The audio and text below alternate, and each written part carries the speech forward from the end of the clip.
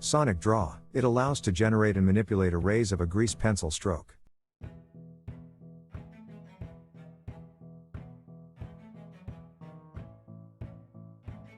Press F3 to activate the tube pencil. Press left mouse button to draw your stroke.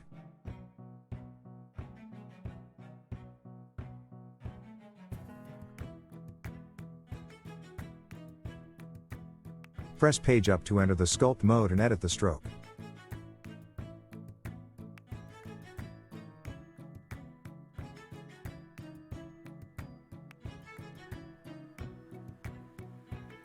Press page up to exit sculpt mode.